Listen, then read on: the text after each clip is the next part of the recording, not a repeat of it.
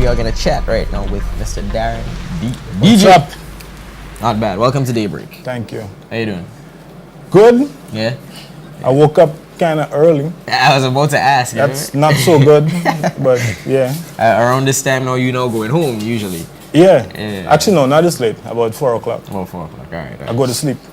All right. So, from what I understand, apart from DJ stuff, we have some important topics to talk about. We're gonna be discussing hip hop / rap in Grenada. So tell me about your involvement with hip hop and rap in Grenada. Well, my main involvement is based at the power station. Power station is a small business that I started. Basically, it's a bar, and it's also a hub for aspiring hip hop artists, in a sense, to start what they're doing, and hopefully to get a little push into the bigger market. So as we know, hip hop in Grenada is not really that recognized. We don't have big hip hop artists like the likes of Tal, Pre, or Lava Man. We don't have hip hop artists recognized like that in Grenada. Probably the biggest hip hop artist we have in Grenada is probably Don Carlos. Hope that doesn't upset anybody. but no, seriously, he's probably one of the most recognized hip hop artists in Grenada, and still we don't give him enough love for what he does. And there are lots of other upcoming hip hoppers that we don't really recognize either. Right. They're not really known. So why do you think that is? Basically, I think probably in Grenada we're just perhaps a bit lacking in having the right promotional means to give people the front page, or in Grenada, and perhaps the lack of interest on the part of certain promotional agencies in Grenada, and also that the promotional agencies in Grenada also maybe don't have the leverage to get the artists out into the international market. Do you think this is a Grenada problem, or throughout the other islands? Yeah, because I've been to some of the other islands, and I don't think it's as recognized. I think it's a kind of Caribbean problem. Caribbean thing, because I think basically as hip hop comes from the States, basically, automatically in the Caribbean we're kind of saying, why are we taking hip hop and trying to make it our first language when we already have soca? Right. So it's a kind of vibe like that. But your belief is that it's another genre of music. I believe talent is talent, and wherever it comes from, even if people in Grenada wanted to sing Indian music and they were good at it, it's talent nonetheless, and it's still coming from Grenada. Good. So that said, you think that we have good talent here? Oh, you think definitely. We have people that are good at it? Definitely. Definitely. All right. So tell me about the power station and what you've been doing with hip hop exactly down there. Okay. Well, what was happening at the power station and is again happening actually today's Friday. I've restarted the power station vibe. I shut it down for a little while based on just kind of revamping, what I was doing, making sure I was on track. So we're starting back from today, and the power station's main initiative right now is again encouraging persons who want to, whether you want to rap, whether you want to do reggae, or you want to do dancehall, or even soca, but unrecognized artists. We're trying to encourage the unrecognized artists with talent, and even without talent, but once you're determined to come and do your thing, it's like a group where all we have is basically love for whoever comes. Okay. Love in a good way. I see some people laughing over there. No, we mean in an appreciative manner. Right. So we appreciate you and your efforts and your talent. Exactly. And all that. So, where does this happen, you see? it's on Lagoon Road. It's right in the high-tech Crintry car park. AKA Kirani James Boulevard. Right. Yeah. Right. Kirani James Boulevard. Kirani James Boulevard, high-tech Crintry car Next, most people seem to know where Glenn's Garage is, where they sell Mitsubishi. That's where it's at. And of course, if you're passing there at night, y'all are generally lit up in some kind of color or something. I've seen red, I've seen green. Well, the old vibe was Wednesdays was red, Friday was green, and Saturday was blue. We had different drives. Every night we call it a drive. On Wednesday it was hard drive, on Friday it was overdrive, and on Saturday it was jump drive. What I intend to do now is we're going to have it only on Fridays. It's every Friday only, but every Friday is going to be a different drive. Okay. So like this Friday, well, as the month is coming to an end now, we're going to do an overdrive this Friday and just kind of finish up the month. But then from from, what month are we now? From April, right? From April, we're going to start. Definitely too early for you this morning. I didn't have my coffee. Yeah, we're going to start with Hard Drive from the first Friday in April. Right. Now, back to hip hop, you know, from apart from just appreciating artists and so on, what kind of activities y'all have going on down there? I know At the power station? At the power station. We had a lot of competitions. We have competitions that, let me say this first. One thing I was always against in the whole hip hop collaboration in Grenada was that as much as the artists are talented, too much of the time I just heard the same thing over and over. Guys on mics just rapping basically till exhaustion. Not really showing any, I mean, they're showing talent, but they're not showing exactly how talented they are or how educated they are. Right. And sometimes they're not learning from their mistakes, because like way back in the days, guys used to come by me and freestyle and dub and whatnot while I played the instrumentals. And I told them from the beginning, if you want this to mean something, write a song. Write something down. It's fun. It's fun to a certain degree to just go live and you know, we drink the rum and we have some fun and you just go live. But then at the end of the day, if you want to be recognized in any way or really be able to produce a song that might one day play on the radio or you can, even for a performance, somebody asks you to give a performance, you want to have something that you know and you can perform without bussing. So like the competitions you were talking about is like freestyle competitions? Not only. Some of them are, but they're to give you just a brief idea, it's like some competitions are geared towards your performance as an artist. Some competitions are geared towards building your vocabulary. Some competitions are geared towards just your speed in delivering lines. And some competitions are just geared towards attention or again, being able to sing or rap on a particular topic. Okay. Not just anything. And some competitions that get towards dissing your opponent, which in a good way, in a positive, not in a positive way. Yeah, I'll diss you in a positive way. You can diss somebody, it's still going to offend them, but in a fun, loving, good sport manner. No grudges. Of course, because that is one of the essential parts of hip hop. You know, there isn't hip hop without a battle and that. But some people take the battling thing and too go too far. serious. It's all about battling for them. And you say, you know, you need to mix it up. You need to, you know, have a little variety. Exactly. In your game, balance it out, and then you can become a recognized artist. Right? Exactly. Hopefully. So, well, in that case, you know, you might mention any other recognizable names or anything that we might hear somewhere. It's a good term, recognizable. Not recognized, recognizable. Yeah. Okay, well, just I'll tell you who I think is really good, who I've come across so far. I don't know how recognizable they are. Some are recognizable, but forget about that. But after you mention them, I'm sure people, you know what I mean? Okay, well, number one, the first thing comes to mind, Chad Mitch. Chad Mitch has done really well in the hip-hop industry.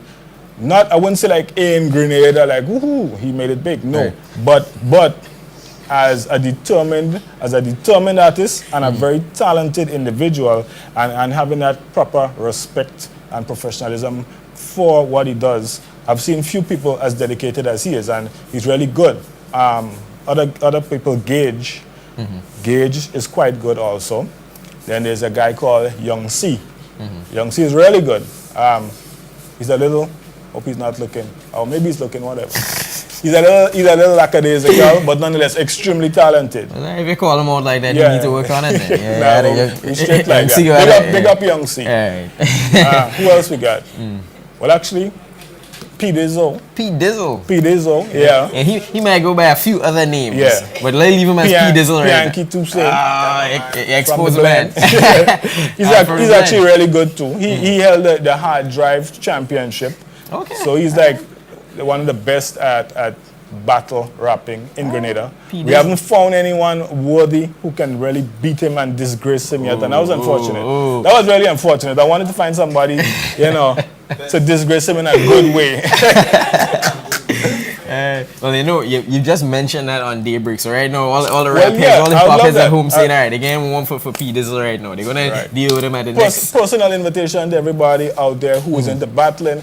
If you like positive battling, meaning that no cursing, number one, Right. no foul language, Right. and number two, when the battle is over, there are zero grudges and egos. We don't deal with that. That's an interesting point that you make up. One of the things that I know that turn the locals away from hip hop is that it's always cursing, always profanities, always foul language in it, you know. And it's a good way to start. If you're promoting hip hop in Grenada, and you start by setting the president and say no foul language. If you come with that, then you're off, right? Well, it's where I guess hip hop originally came from. And that was the kind of language that was used, unfortunately, back when how it started. Or perhaps maybe it didn't even start like that, but it kind of grew into that maybe around 1991, 92. Right, started to get started to get real grimy. Right. But it doesn't mean, to me, a lot of guys say when they come to the power station, oh, well, if I can't cuss, I can't rap. And I say, that's really poor, man, because you mean to tell me that the only way you can express yourself or have a vocabulary is using foul language? That's not good. Okay, so your belief is that someone could take this hip hop or rap thing and actually make it. I mean, we've seen people do stuff out of soca from the Caribbean, out of soca and dancehall and make it far. We have Rihanna, which is the easiest example. Right. She's doing R&B all over the world, but hip hop is still not. I mean, it's not as accepted in the Caribbean as R&B is. You think? I think. I mean, you can hear R&B playing anyway. That's true. But do you believe that we could have a hip-hop Rihanna from, let's say, Grenada? Yeah, I think, honestly, it's only one reason. Maybe, again, maybe someone shouldn't say on Daybreak, but maybe there's only one reason why Rihanna really made it. It's who's backing her. Okay. And it's the mileage that your producers and your record label can give you. And I'm sure, as I say, if like with guys like Chad, Mitch, and other talented, dedicated persons, the keyword there, the two keywords, talented and dedicated. Because some guys got a lot of talent, but they don't show up.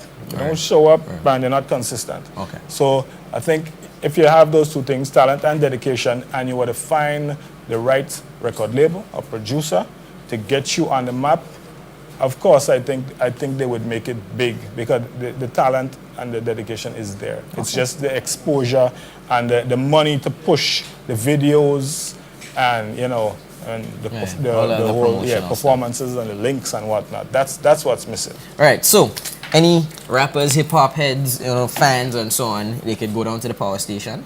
Yes. On Friday. Fridays for now. From Friday, 9 p.m. Yeah. All right. From 9 p.m. All right. Well, I mean, you're here with the DJ set. Don't leave it to waste now. We're going to take a little break, but give me a little music before we go now, man. No problem. All right. Yes.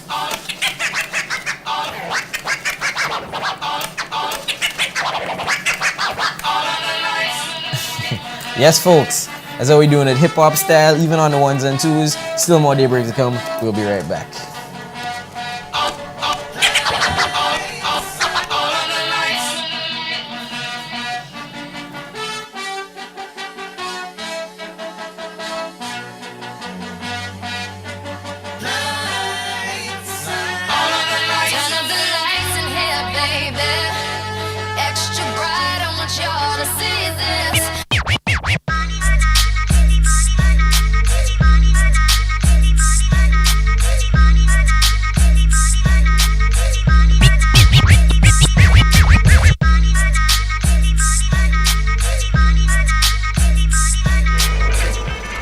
Darren D back in the studio, and Darren gonna be playing a little music and stuff for us.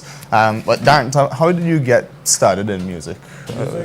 Back in about 1992, a brother of mine, actually, that was Richard Ramdani. He came up with this idea about let's just become DJs. So we were back in school. We were like in about form. What form were we even in? We were about form. So I can't even say it was a drunken idea. No, we weren't drinking yet.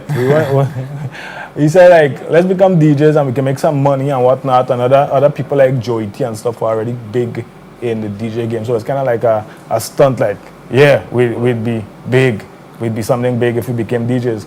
So then we started trying out, different little ways of, like, trying to make a cassette and whatnot. And eventually he lost interest in it, but I just started really liking it. And more, like, I tried to develop my skills and practice and whatnot until eventually, it just became something that I really liked. That's how it started off. Okay. And I mean, and for you, how has it changed? Because I remember, for you, I remember you very much coming with suitcases and suitcases of, Oh, gosh. of vinyl, and then it went to CD, and and now it's all digital for you. How has that transition been for you? You comfortable with that? Or? Luckily, when I was like, I never was DJing that much commercially in the vinyl stage. I used to have a lot of records. My mom made cassettes that I sold and whatnot as a kind of hobby. So I never had to carry a whole load of crates to parties. But like in 2003, when I started actually DJing, as a business, in a business way, I was using CDs. And then eventually, when I first started, I had a small CD case, about a small flat CD wallet about this. And then in about 2 years, I had about 3 big cases like this, everywhere, carrying all this stuff and whatnot. And then luckily, thanks to Serato, that's the DJ program that most DJs use nowadays, you just store all your music as audio files on your laptop. Right. So you just walk with your laptop. And nowadays, it's funny how the industry has changed, because long ago, if a person came to a party with 500 records, they'd probably say, they're mad. What are they coming with all that for? But nowadays, if you come to a party with maybe 50,000 tunes, somebody gonna still come and ask you for a tune that you didn't bring. Yeah. And it's like, we advance so much and you're still gonna ask me for that one song that I don't have. It's like, why? Why would you do that to me? Yeah. But you've enjoyed the changes, like you're happy with the way the technology has gone. Yeah, like definitely. you prefer it now to the CDs and to the vinyl stuff, even though you weren't doing that commercially? Actually, even with the modern technology, you can use a sort of what they call like a dummy record, that you basically, the music that's on your laptop is transferred to your record player. Okay. And you can play with actually your 1200 turntable and whatnot with the dummy record. So you use vinyl. It's just that you don't have to change records. Okay. And you don't have to carry the crates. You have everything in your laptop. So if you wanted to have the old feel of things, you can get it. Could, but still combine that with. Yeah. I didn't realize that. That's pretty you can still do that. Most DJs. Actually, I guess DJs in the States and UK and whatnot, a lot of them stick with the vinyl. I mean, not so much the vinyl with the crates and all the records, but the vinyl as in the Serato version of vinyl. Exactly. Because they just, a lot of the most professional DJs are always on this thing about you're only a real DJ if you use vinyl. Right. I disagree, personally. But that's their view. That's their view. In Grenada, you hardly find too many DJs using vinyl still, because again, the 1200 turntables, most times you have to use that, and they're very heavy. They're real heavy. So if you do that, you're kind of defeating the purpose of technology, to me, by still carrying around these 1200s and in the big carry crates and whatnot. Yeah. And I'm liking yours because your one actually has, well, I mean, you're not going to be able to see it on the camera, but you have a clear, well, what I want to call a turntable, what I'd call your one, what Aaron calls your 1 and 2. Right. But your display is built in underneath that, so you're actually seeing things as you go, which is actually cool. This is a rather, I hate to say it, but an outdated model of Pioneer. It's a Pioneer 3000, I believe, rack mount. Not many DJs use this anymore. Most DJs look at this and say, laugh, why don't get an NS? Because the NS7, that's a new mark. That's what most DJs use nowadays. I like this because it's very concise, and I've upgraded it. It didn't come with this sort of platter. I actually created this. and the wheel was not able, the platter was not able to function as it functions now. It came with a very extremely lucid platter to the point that you could not properly control this like a record player. And I changed it so that it can Okay, function so this is like a your record player. personal adaptation Right, to yeah. it. Okay. This is the Darren D 2000. Well, so what I was saying is a really cool feature of this thing is actually a homemade personal design. To some degree.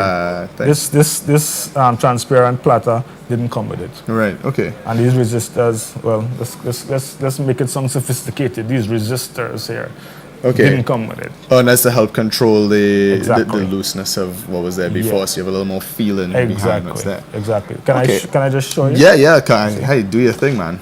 All right. There's no volume.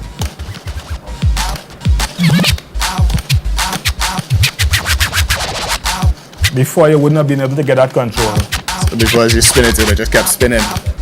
It wouldn't keep spinning, but it would lose its, in a sense, position very easily. Right. And as a DJ, you don't really want that. You want a certain amount of freedom, but you also want it to have a certain amount of stiffness. If it's too lucid, you can't control it when you properly. want it to play, you want it to play at that point. Exactly. When you release, you want it to let go pretty much. You want it to, release instantly, not drag back. Because if you release and you hear like or whatever like that, you don't want.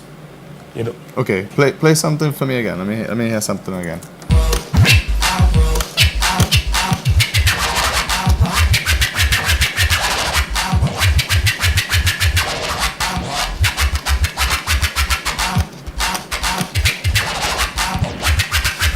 Now the scratching is something that like I feel is very much from like the 80s, like guys dancing on the sidewalk, breaking running man, that kind of thing. Yeah. How prominent is it in today's music? And forgive me, those of you, I put my hands up. I completely screwed up when I was trying to DJ. I'll admit that. When was that? It was a while ago. It's a harsh memory. I've tried to drown it out.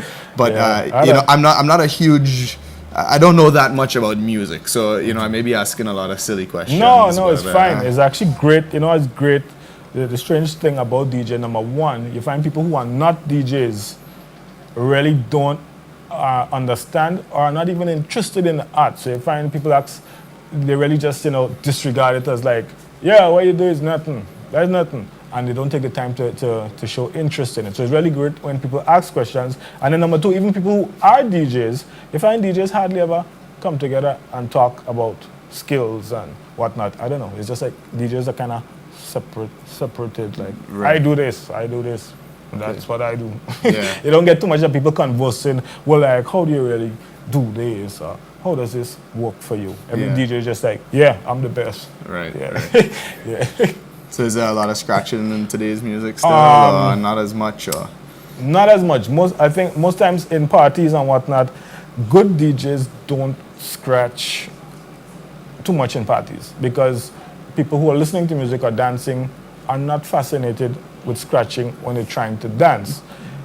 You can scratch certain points, what you might call a high point or a snare in the music that could sound good. It could sound entertaining if you don't overdo it. Just like you see I was doing the roll-up part there. If you do it once in a while, in and out, and then you start the tune, it's not bad. But never scratch. I would say don't scratch excessively. Right. But again, scratching is something that puts DJs on a level of like a higher respect. Automatically, any DJ that can scratch, most times, if they already can just play good music and they have a good system and whatnot, all of that's fine.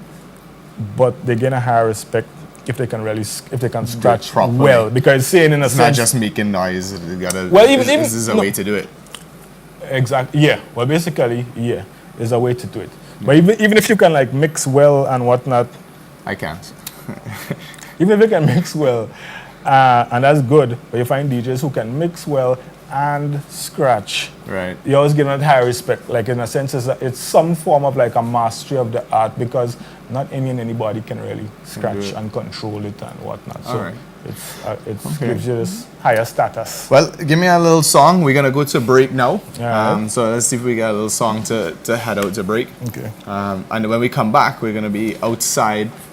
Chrissy and Aaron are down there already, and see what they have to offer out there. We're talking to some people out on the streets. All right, let's get it down.